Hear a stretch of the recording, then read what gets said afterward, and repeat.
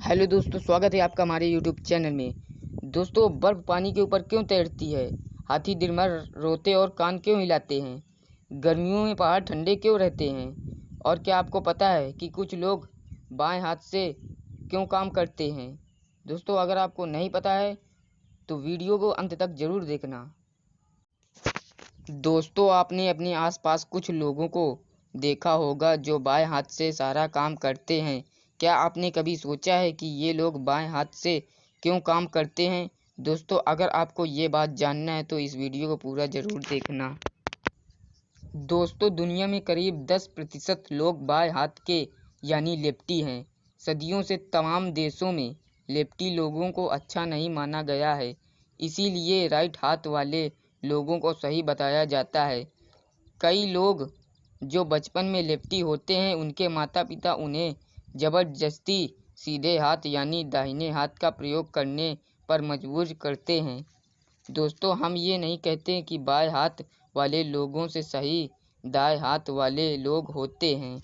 दोस्तों, हमारे लिए बाएं हो या दाएं हाथ का हमारे लिए सभी एक समान हैं। खैर छोड़िए। दोस्तों, ऐसा माना जाता था कि दिमाग के दो गोलार्ध शरीर के विपरीत हिस्सों का संचालन करते हैं। अगर किसी का राइट गोलार्ध मजबूत हुआ तो वो लेफ्टी हो जाता है, लेकिन इस बात को ज़्यादा तात्पर्य नहीं दिया गया, क्योंकि हाल ही के शोधों में ये पता चला है कि लेफ्टी होने का संबंध हमारी डीएनए संरचना से हो सकता है। यहाँ तक कि ये भी पता चला है कि इंसान ही नहीं बल्कि जानवर भी लेफ्टी होते हैं।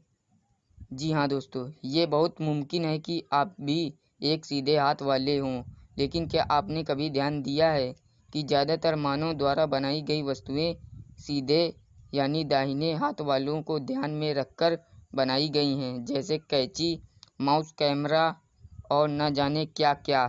सभी को इस्तेमाल करने में लेफ्टी लोगों को दिक्कत का सामना करना पड़ता है, लेकिन ऐसा देखा गया है कि खेल में लेफ्टी लोगों का प्रदर्शन उनकी जनसंख्या के मुकाबले शानदार है, फिर वो बेसबॉल हो या फिर क्रिकेट।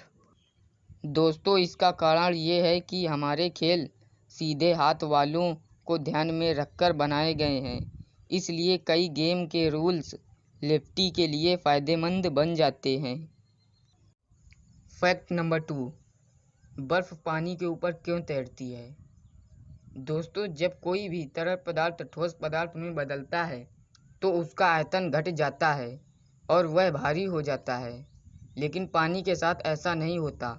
दोस्तों, पानी जब ठोस अवस्था के लिए जमकर बर्फ़ बनता है तो उसका आयतन घटने के स्थान पर बढ़ जाता है, जिसके कारण वह पानी की तुलना में हल्की हो जाती है और इसलिए बर्फ़ पानी में तैरती रहती है।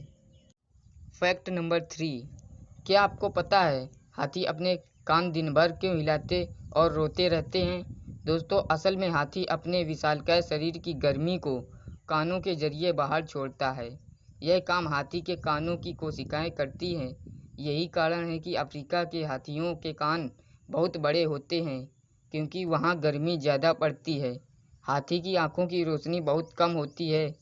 खास बात यह है कि तेज़ रोशनी में उन्हें कम दिखाई देता है और कम रोशनी में ज़्यादा, जिस वजह से वो अपनी आँख की पुतलियाँ हिला नहीं पाते। पुतलियाँ आसानी से हिल सके इसके लिए उन्हें नम रखना ज़रूरी होता है। यही कारण है कि हाथी की आँख में एक तरल पदार्थ की सप्लाई होती रहती है, जो ज़्यादा होने पर आँख से बाहर निकल आता है, जिसे हम आंसू समझ बैठते हैं। फैक्ट नंबर 4, क्या आपको पता है कि गर्मियों में पहाड़ ठंडे क्यों रहते हैं? पहाड़ों का गर्मियों में ठंडे रहने का कारण पहाड़ों की सतह होती है जो ऊंची नीची होती है। इस कारण पहाड़ के अधिकतर स्थान पर छाया बनी रहती है और पहाड़ गर्म नहीं हो पाते। पहाड़ के ठंडे रहने का एक कारण यह भी है कि पहाड़ों तक सूर्य का प्रकाश सीधा नहीं पहुंच पाता। सूर्य की किरणें पहाड़ों पर तिरछी पड़ती हैं, जिससे मैदानी क्षेत्रों की तुलना में पहाड़ों को कम ऊष्मा मिलती है, जिस वजह से पहाड़ गर्मियों में ठंडे बने रहते हैं। दोस्तों, ऐसी ही फैक्ट वीडियो देखने के लिए इस चैनल को सब्सक्राइब कीजिए।